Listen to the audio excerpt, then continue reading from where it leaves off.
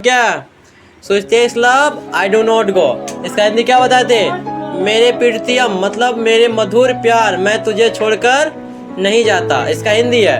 मतलब इस सिचुएशन में, इस कविता में कवि एक जॉन डन है और उसकी पत्नी है जो बिलव्ड थी पहले, फिर शादी कर ली थी। उसका नाम क्या? एनी मोर, बताए थे ना। उसका पत्नी का नाम क्या है? Any more. जब जॉन डन अपने पत्नी को छोड़कर कहीं जा रहे हैं तो अब उसी टाइम उसके पत्नी उसको बोलता है कि आप मुझे छोड़कर नहीं जाइए, लेकिन उसको समझाता है जॉन डन कि मुझे जाना ही पड़ेगा, तुम चिंता मत करो, मैं आ जाऊंगा। यही सिचुएशन पे एक कविता लिखा गया है, sweetest love I do not गो। कहीं जा रहा है जर्नी पे, छोटा सा जर्नी पे, लेकिन उसके पत्नी उसे जाने नहीं दे रहा।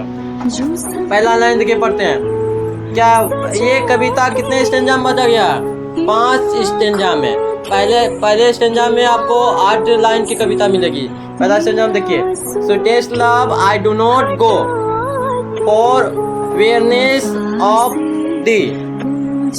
बोल रहा है मेरे मधुरतम प्यार, मैं तुझे छोड़कर नहीं जा रहा हूँ, मैं कहीं नहीं जा रहा हूँ। और ये मतलब जा तो रहा है परंतु उसको बता रहा है कि मैं छोड़कर नहीं जा रहा हूँ, एक दिलासा दे रहा है, झूठी दिलासा कि मैं तुझे छोड़कर कहीं नहीं जा रहा हूँ। तो सेकेंड लाइन में बोला फॉर वियरनेस ऑफ दी, और ये भी उसको बोलते हैं कभी अपने बिलव्ड से कि ये मत समझना कि मैं तुझसे उब गया हूँ। वेयरनेस लिखा हुआ है ना, उसका मतलब हुआ उब जाना। उब जाना मतलब उकता जाना, समझे ना। अपने बिलव्ड से बोला कि ये तुम मत समझना कि मैं तुमसे उब गया हूँ या मुझे तुमसे कोई और बेहतर मिल गया है। मुझे एक छोटा सा जर्नी है, हमको यहाँ जर्नी पे जाना ही होगा। सेकेंड लाइन देखिए, nor in the hope the world can show A fitter love for me. ये बता रहा है कि जॉन डन अपनी पत्नी से कहते हैं कि हम इस दुनिया से कोई आशा भी नहीं कर सकते हैं कि मुझे तुमसे ज़्यादा कोई मोहब्बत, सच्ची मोहब्बत कर सकता है। ये किसको बोल रहा है? अपने पत्नी को बोल रहा है, बिलव्ड को, एनी मोर को, जॉन डन, कि मैं इस दुनिया से ये भी आशा नहीं कर सकता हूँ कि मुझे तुमसे कोई ज़्यादा सच्चा प्रेम कर सकता है।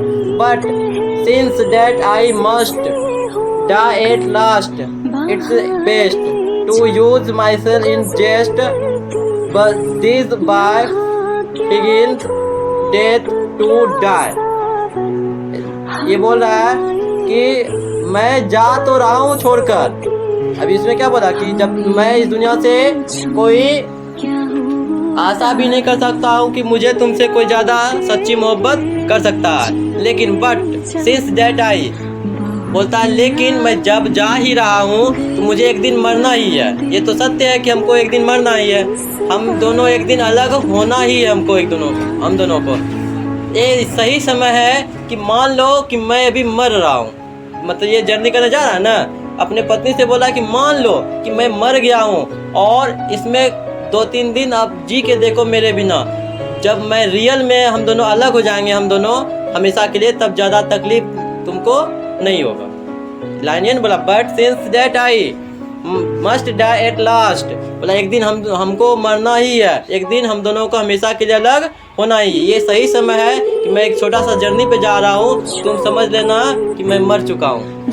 थोड़ा दूर रहने का भी क्या हो जाएगा, कॉन्फिडेंस फुल हो जाएगा कि दूर कैसे रहते हैं। तो ये समझा रहा अपने कभी पत्नी को कि मैं जब जा ही रहा हूँ तो समझना कि मैं मर चुका हूँ, मेरे बिना रह कर देखना कितना तड़प हो। ये पहला स्टेंजा में इतना ही बोला। आप सेकेंड स्टेंजा देखते हैं।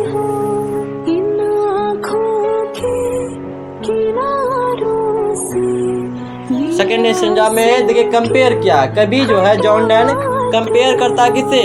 सूर्य से। सूर्य से करते हैं, yesternight the sun went hence and yet is here today. बोला कि कल रात में जो, कल शाम में जो सूर्य डूबा था ना कल शाम में, वो फिर आज सुबह आ गया।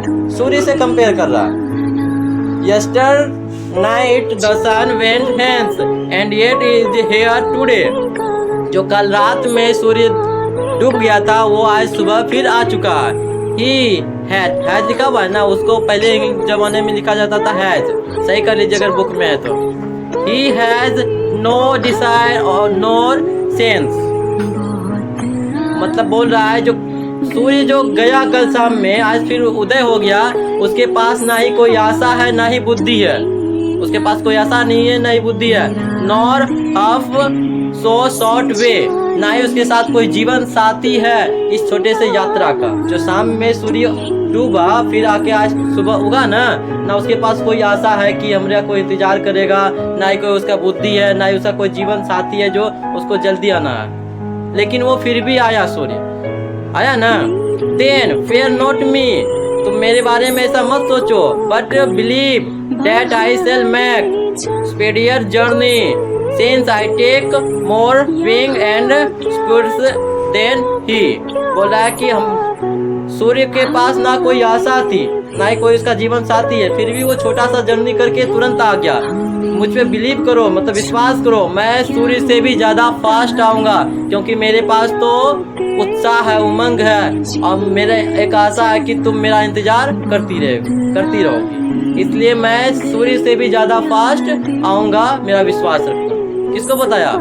अपने पत्नी को बता रहा है कि मैं सूर्य से भी ज्यादा फास्ट आऊंगा, क्योंकि सूर्य के पास ना कोई आशा है ना कोई जीवन साथी है, तब पर भी वो आया ना, उसी प्रकार मैं भी आऊंगा। सेकेंड स्टेंजा इतने तक है। सेकेंड स्टेंजा में इतना ही उसको बताया। कंपेयर किससे कंपेयर किया था? सूर्य से ने कंपेयर किया कि ना उसके पास कोई लक्ष्य है ना ही उसके पास कोई आशा है, फिर भी वो आया। मेरे पास तो आशा है कि तुम मेरा इंतजार करती रहोगी, इसलिए मैं सूर्य से भी ज्यादा फास्ट आऊंगा, मेरा विश्वास रखना। अब तीसरा स्टेंजा देखते हैं।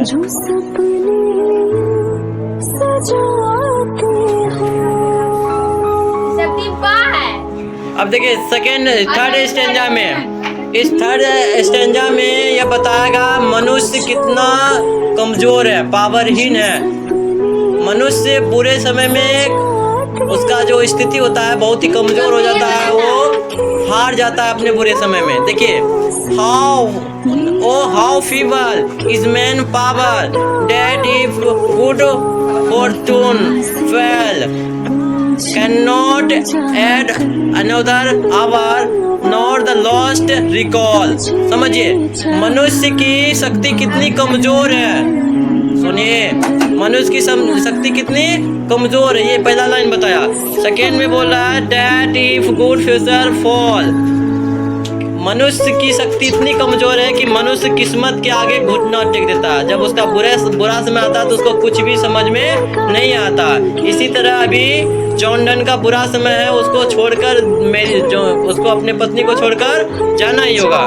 Can not add another hour nor the lost recall, बोलता है इतना कमजोर है मनुष्य की शक्ति कि व्यक्ति अपने समय में 1 घंटा नहीं जोड़ सकता है अच्छा समय, ना ही जो लॉस हो चुका है, जो बीत गया समय, उसको वापस ला सकता है। इतना कमजोर है मनुष्य कि ना ही अच्छा समय 1 घंटा जोड़ सकता है, ना ही जो समय अच्छा बीत गया उसको वापस ला सकते हैं।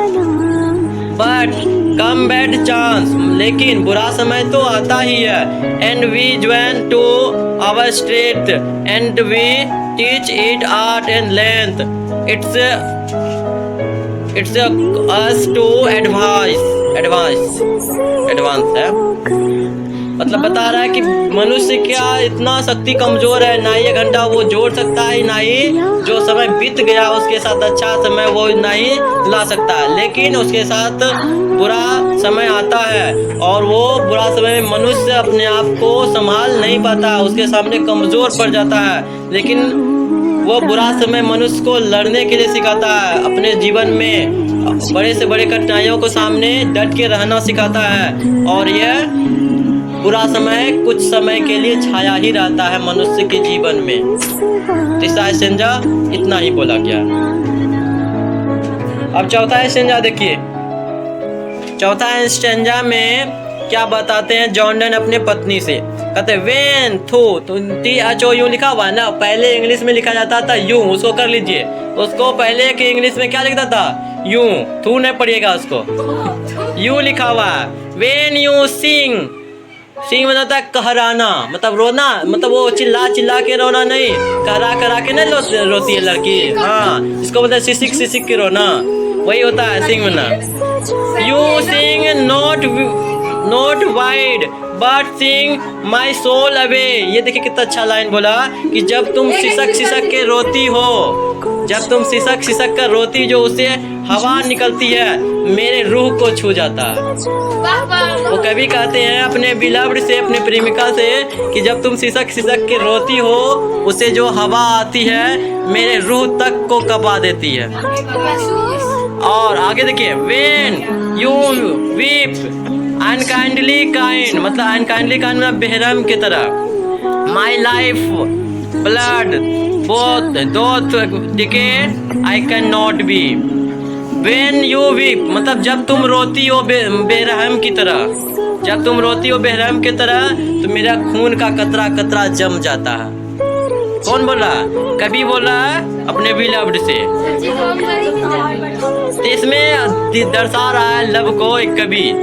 क्या पहला लाइन बोला? जब तुम कहराती हो, सिसक सिसक के रोती हो तो तुम्हारे सिसकने से जो हवा निकलती है मेरे रूह को छू लेता है।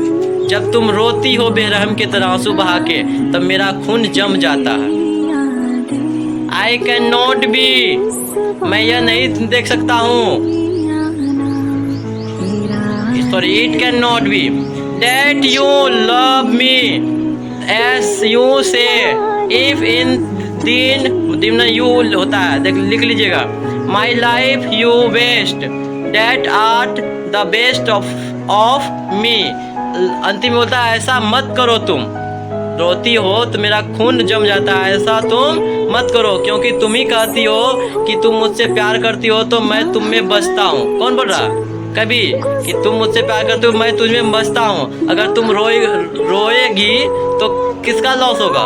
कभी का ना, क्योंकि कभी उसके बिलव्ड ही बोलती है कि मतलब बिलव्ड में जोंडन बसता है उसके पत्नी में। जब वो रोएगी तो किसका लॉस होगा? कभी का। इसलिए तुम मत रो। चौथा स्टैंजा समझे ना? अब लास्ट स्टैंजा देखिए इसका पांचवा। लास्ट में कभी क्या कहते हैं? पांचवा स्टैंजा है let not they driving heart. बोला कि अपने पवित्र दिल में फोर थिंग मी एनी इल, तुम अपने पवित्र दिल में मेरे बारे में कुछ ऐसा पहले ही मत सोचो। मैं पहले ऐसा मत सोचो मतलब कुछ बुरा मेरे बारे में, हाँ अनुचित घटना मेरे बारे में अपने पवित्र दिल में मत सोचो। Destiny may take the part and may they fearful feel, मतलब जब कोई भी घटना कोई सोचता है तो वो घटना घट भी सकता है। इसी तरह कभी कहते हैं कि तुम अपने पवित्र दिल में पहले से ही मेरे बारे में कुछ ऐसा घटना मत सोचो कि जो आगे चल के सच हो जाए। मेरे बारे में ऐसा कोई गलत घटना मत सोचो कि मैं नहीं आऊँगा। तुम विश्वास रखो मैं एक दिन आऊँगा। बट थिंक डेट वी, लेकिन ये सोचो तुम, लास्ट लाइन है समझिए इसको, लेकिन तुम ये सोचो are but turn aside to sleep, हम दोनों एक ही बेड पे सोए हुए हैं एक दूसरे से अपोजिट साइड में।